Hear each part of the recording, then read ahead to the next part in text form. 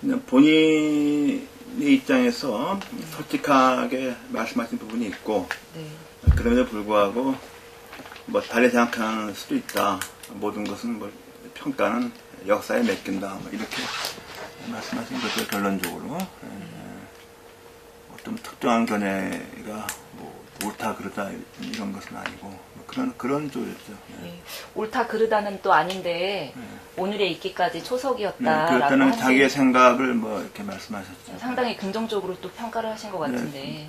네, 그렇게 됐죠. 그러니까 이제 5.16 사건을 단적으로 볼 것 같으면은 그 당시에 이제 민주적인 헌법 정부를 붕괴시킨 건 분명하지만은 그 5.16이 끝난 게 아니고 그다음에 63년에 이제 재헌 개헌이죠. 정확히 말하면 상부하고 헌법 제정 그다음에 그해 이제 선거를 통해서 여하튼간에 민주정부가 수립됐고 그 후에 이제 우리가 돌이켜 볼 것 같으면은 20년 동안에 국가안보 경제발전 초석을 놓은 것은 뭐 그거는 좀 부정할 수 없는 사실 아닌가요? 근데 그걸 이제 전반적으로 같이 보고서 그렇게 표현을 하신 것 같다고 봅니다. 예. 민주당 입장에서는 그 적절하지 않다고 보겠죠. 그리고 김영삼 대통령 지금 여당에 뿌린 그 당시 김영삼 대통령 그 당시에도 국회타라 이렇게 정의를 했죠.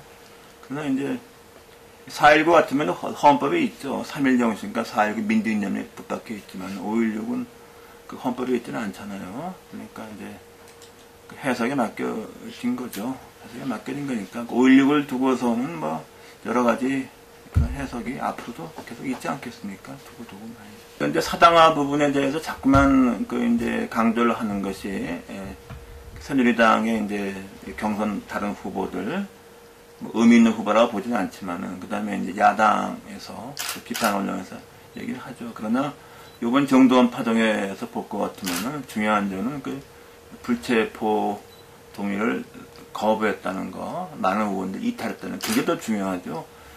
그 사당화 논란은 오히려 전 그렇게 부차적인 거로 봅니다.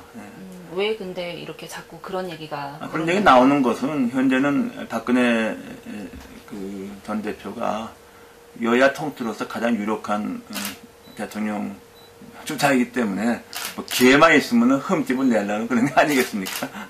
그런 주장이 비판이 일리가 있다고 생각은 하시진 않나요? 뭐 비판이 뭐 전혀 근거 없다고 말할 수는 없겠지만은 그러나 그것은 좀 지나친 얘기라고 봅니다. 지나친 얘기. 저도 굉장히 놀랐어요.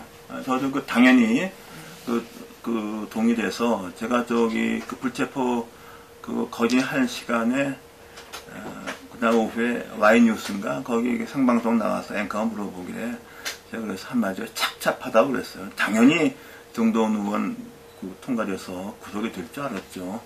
그럼 뜻밖의 일이 벌어져 버렸어요. 그러니까 저는 그걸 좀 상상하기 좀 어렵습니다. 특히 그것이 쇄신파에서 주장했던 아젠다라고요. 그것이. 그리고 사실 비대위 초기 때부터 비대위 구성에 박근혜 전 당시위원장이 멤버를 구성할 때 쇄신파 의원한테 힘을 실어줬습니다. 초선은. 그래서 그 의견이 많이 반영이 됐어요. 또 제가 바로 또 그 분과장을 맡았고 제가 너무 잘하는 것이죠. 그리고 그 당시 박근혜 당시위원장은 그런 주장을 한꺼번에 막 국민한테 쏟아내는 것은 그 당시 당이 워낙 인기가 없으니까 이런 거 가지고서 국민한테 인기를 끌려고 그러는 게 아니냐 해서 상당히 좀 주저하셨어요. 그래서 이게 뭐 좀 점차 하나하나씩 보따리를 풀어서 결국에는 그 선대위 갈 때 이것이 이제 국민과 약속으로도 됐죠. 왜냐하면은 이런 것들은 다 의원의 신분에 관한 거 아닙니까요? 불체포 특권도 그렇고 세비환납도. 그 당시 상황에서는 그런 거 가지고서 의원총회에서 물어볼 수 없지 않습니까요? 여하튼 간에 불체포 특권 같은 건 헌법에도 있는 원칙인데 그 원칙을 스스로 좀 포기하겠다는 거. 그런 부분이 박근혜 당시위원장한테서는 조금 어려웠을 수도 있습니다. 그런데 이것이 당시 김세현 의원, 주광도 의원이 하도 강력히 주장해서 그래서 통과가 된 건데 그것이 바로 쇄신그룹의 그들이 내서 아젠다예요. 그 자신의 문제가 되니까 난 정말 깜짝 놀랐어요. 정치 신뢰를 저버린 거죠. 네, 전형적인 뭐 제 식구 감싸기다. 뭐 제 식구 감사하기 뭐 이런 것 앞서서 신뢰를 저버린 거죠. 제가 오히려 걱정하는 것은 최신파가 저렇게 함으로써 오히려 당내에 그 활발한 소수 의견이 입지가 없어지지 않았습니까? 오히려 그 남경필 의원이 말하는 사당화 자신이 촉진시켰단 말이죠. 역설적으로. 어떤 식으로 촉진? 자신들이 입지를 스스로 축소시켜버렸기 때문에 결과적으로 자신들의 발언권이 줄어들었잖아요. 오히려 저들이 그쪽 입장에서 반대 효과를 가져오는 거죠. 난 그래서 정말 이번에 정말 굉장히 놀랐어요. 솔직한 얘기로. 저는 뭐 탈당해야 된다 안 된다 뭐 그렇게 말하고 싶지 않습니다. 않지만은 그 지난번 비대위 초기 때 최구식 의원이 여기에 대해서는 탈당 공고하고 그러자 그냥 누를 끼치지 않겠다고 탈당하지 않았습니까? 아직까지 모든 게 진실이 닦였다 말할 수 없지만 지금까지도 최구식 의원 자체에 대한 혐의는 없지 않습니까? 다만 아래 보좌관이 연루되었다 하는 거 아닙니까? 정동호는 본인에 대한 의혹이 있지 않습니까? 그런 걸 한번 생각해 볼 수가 있죠. 그러면 왜 최구식 의원은 그랬고 왜 정동호는 아니냐? 어떻게 답하겠습니까? 과연 이런 때마다 다 탈당을 해야 한다는 것이 좋은지 나쁜지 모르겠어요. 여하튼 간에. 그러니까 이른바 무죄 추정 원칙이 있고 뭐 이런 게 있으니까. 하지만은 뭐 탈당이 나쁘다고 말할 수 있겠느냐? 탈당이 무슨 자의적이다, 독재적이다, 탈당을 요구하는 그렇게 말할 수 있겠느냐? 그럼 최구식 의원에 대해서는 왜 다른 잣대를 댔느냐 말이죠. 거기에 답을 해야죠. 탈당이 그 답을 할 수가 없잖아요. 탈당이 필요하다는 것인지 아니라는 것인지 좀 말씀을 드리면 헷갈려서요. 그러니까 제 생각은 제가 뭐 탈당이 뭐 탈당해야 한다고 제가 말하고 싶지 않고 그러나 탈당을 하라고 말하는 것은 그 독재적이라고 비난했잖아요. 그러면 최구식 의원에 대해서 어떻게 설명할 것이냐 말이죠. 그거 설명해 보라 말이죠. 제일 좋은 것은 그 정수장학교 이사회에서 해결하는 게 제일 좋죠. 나라서 스스로? 스스로 말이죠. 뭐 그러니까 사실상 지금 이사장이 뭐 자기가 자기 돈 내고 세운 게 아니잖아요. 네. 그게 제일 좋은 거 아니겠습니까? 근데 그런 의사가 전혀 없는 것 같으니까. 그러니까 속수무책이 아니겠습니까? 어떤 점에서 인식의 변화보다 아마 상황의 변화 아닙니까요? 예를 들면 대통령 선거가 2007년 12월이 아니고 2008년 12월에 됐었으면 그런 공약 나왔겠습니까? 2008년 그 미국 경제 위기 말이죠. 그 당시 미국 선거도 공화당에서 거기 준비를 못해서 그냥 속수무책으로 진 거 아닙니까? 그러니까 2008년에 같은 세계 특히 미국 경제 위기 같은 거 그런 거 있으면 2007년에 그런 공약이 좀 안 나왔겠죠. 근데 그 당시로 2007년 6년 7년 당시만 해도 우리로서는 이제 무슨 과도한 규제 때문에 기업이 투자를 못한다 이런 게 많았잖아요. 그러니까 뭐 어떤 상황 변화에 따라서 경제 정책은 뭐 조금 왔다 갔다 할 수 있는 거잖아요. 그렇다고 뭐 자본주의도 부정한 아니지 않습니까? 지금은 뭐 어떤 상황이라고 인식을 하고 계세요? 지금 상황이 지금 되게 아시는 거 아닙니까? 뭐 양극화가 개인 부채 1000조, 뭐 정부 부채가 700조인지 1000조인지 이렇게 돼 있고, 이제 시한포탄투는 2개가 있고, 그리고 이제 뭐 전체 국민의 뭐 45%가 자신 하층민이다 생각하고 있는 이 상황이 지금 보통이 아니지 않습니까? 그런 상황을 인식을 못하면 정치인이 아니죠. 네. 그거 뭐 헌법 조항이 기본적으로 우리 헌법은 시장 경제주의, 자본주의 서 있죠. 재산권 보장되어 있고 우리나라 대법원 판결도 그렇고 그래서 노태우 정권 때 그 부동산 실명제 중요한 법률들이 다 위헌 판결을 받았죠. 뭐 그거는 분명한 겁니다. 그리고 이제 119조 2항이 이제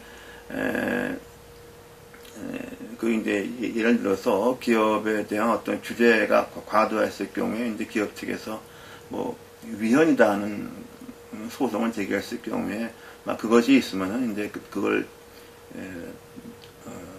발판을 해서 헌법적인 정당성을 부여받는다는 그런 것이죠. 그러니까 뭐 그 이란과 이영이 서로 배치되는 거라고 보지는 않습니다. 그렇게 해석하는 사람은 없죠. 가장 중요한 것은 역시 이란이 기본이고 이양이 말하자면 고도 자본주의의 그 취약성, 모순을 갖다가 보완하는 뭐 그런 원칙 아닙니까요? 그러니까 지금 상황이 이제 말하자면은 우리가 그 대기업들의 어떤 끝없는 그 팽창으로 인해서 중소기업의 그 영역이 무너지고 또 이제 그러다 보니까 오히려 고용이 우리 준다 말이죠. 이런 비판이 많이 있으니까 뭐 그런 것을 좀 시정해야 하지 않느냐 뭐 이런 거죠. 네. 그래서 이제 그것도 일련의 어떤 정책을 좀 세부적으로 조정할 필요가 있는 것이니까 뭐 그런 것을 이제 아마도 이제 통칭해서 경제민주화 뭐 이렇게 부르는 게 아니겠습니까? 비대위 때는 정치 쇄신을 했으니까 이제는 정치 발전을 해야 되는 건데 그거는 농담이고 그 뭐 이게 뭐 그 본부장 같은 데는 이제 현역 의원들은 그렇게 되어 있는데 이제 그거 볼 것 같으면 이제 캠프에 현역 교수가 몇 명 있지 않습니까? 뭐 교수가 뭐 이렇게 본부장을 이렇게 하기는 좀 불가능하지 않습니까? 그래서 어떤 이제 그 회의체의 구성원으로서 이렇게 되어 있는 것이고 뭐 필요에 따라서 어떤 뭐 안건을 가질 때 뭐 다른 분들하고 이제 뭐 구성을 해서 이렇게 논의하는 어떤 그 기구죠. 네. 예. 좀 이해가 안 되죠. 뭐 김문수 지사는 뭐 평소에 저보다도 뭐 10배는 더 이승만 대통령과 박정희 대통령을 존경한다고 입만 열면 그랬잖아요. 예? 인정하시죠? 예? 생각하면 생각할수록 존경스럽다 그랬잖아요. 그런데 그 4.11 총선 끝나고 뭐 출마 선언하면서 그 출마의 표현이 뭐 또 무슨 독재자의 뭐니 뭐 유신 이런 기억하시잖아요. 그냥 그 이해가 안 갑니다. 그 이해가 안 가요. 그 부추는 괜찮고 딸은 그렇게 안 되는 것인지 그런 거 이해가 안 되고 그리고 그런 상황에서 총선에 끝나서 그렇게 애썼으면은 제가 김문수 지사는 현직 지사로서 지켜본 거 아닙니까요? 그렇다면 좀 수고했다고 축하한다 뭐 애쓰셨다는 그런 덕담 정도는 해야 하는 게 아닌가요? 그건 전혀 없었고 좀 이해가 안 되는 면이 많죠. 뭐 지사를 뭐 그만두겠다 하다가 그렇게 금방 둘 것 같이 하다가 뭐 지사 좀 계속 하겠다 말이죠. 그래서 경기도민들이 볼 때 그런 모습을 어떻게 봤을까 말이죠. 좀 생각이 좀 의아하고 또 하나는 그 오픈 프라이머리 그게 무슨 그 대단한 어떤 절대선인 것처럼 그렇게 주장하다가 뭐 그것도 일종의 불통이죠. 이거 안 하면 안 하겠다 그러지 않습니까? 그러다가 나중에 가서는 또 언제 그랬나는 듯이 뭐 참여하겠다는 얘기고 참여할 것 같으면은 적어도 대통령 선거에 출마하는 사람은 자신의 모든 걸 던져서 자기가 당선될 각오를 하는 거 아닙니까요? 그런 각오가 있는 것인지 저는 좀 여러 가지로 좀 이해하기가 좀 어렵습니다. 현재로서는 문재인 고문이 제일 후보가 될 가능성이 많고 경쟁력이 있다고 보지 않겠습니다. 어떤 면에서 경쟁력이 있다고 보시는 거예요? 이제 당에서 후보가 되는 것은 뭐 일단은 뭐 당에서 당심이 제일 비중이 있는 것 같아 보이고 근데 그게 경쟁력이죠 뭐. 그리고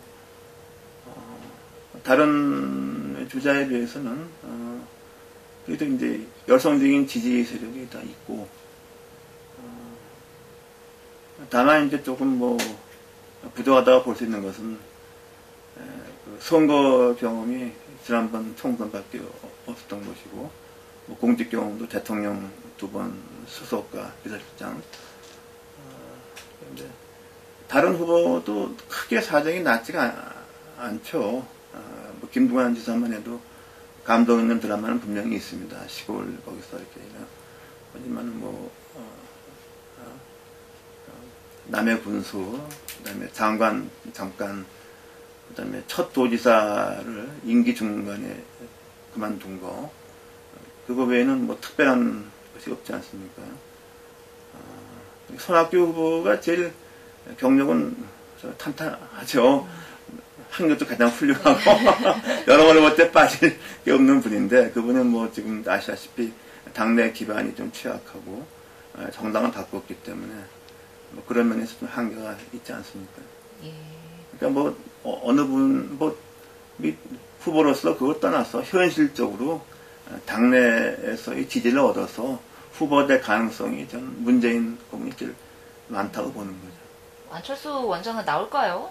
그럼 뭐 본인한테 물어봐야 돼. 본인은 알지 모르겠어요. 정말은 좀 어떻게 보시나요? 글쎄요, 제가 생각하기엔 좀 그런 것 같습니다. 지지도가 네. 이런 상태로 계속 가게 되면은 네. 그 접기가 어렵지 않겠습니까? 이렇게 계속 높으면. 계속 높으면 그걸 포기하기 쉽지가 않다고요, 사람이. 그리고 뭐 안철수 원장이 민주당 후보를 또 지지한다 그러는데, 지난번에 서울시장 박원순 후보 지지했을 때는 그 이제 말하자면 대통령이라는 카드가 한번 있으니까 지지했는데, 이번 또 지지하면 그 본인은 뭐 하는 사람입니까? 그 그렇죠. 완전히 우스워지는 거 아니겠습니까? 그리고 이미 민주당이라는 정당이 이렇게 있는데, 과연 민주당이 그 정당 후보를 안철수 후보를 갖다 영입한다? 저는 그거는 좀 아닌 것 같습니다. 민주당도 그렇게 되면 그게 뭐 안 될 겁니다. 적자 후보로 쭉 가다가 뭐 후보 단일화 결국은 이렇게 가려나요? 글쎄 그걸 알 수가 없죠. 그래서 이제 그 당시에 이제 무슨 민주당을 지지해 줄지, 또 후보 단일화 같은 걸 또 할지, 과거처럼 2002년처럼 재판이 그렇게 될까요? 나는 그렇게 안 될 것 같아요. 반복은 감동이 없지 않습니까? 네. 박근혜 후보한테는 별로 위협적인 존재가 아니라고 누차 말씀해 오셨었던 거잖아요. 저는 그렇게 생각합니다. 왜냐하면 정당의 기반이 없는 대통령 후보가 있겠느냐, 뭐 그 이유 때문이죠. 네, 마지막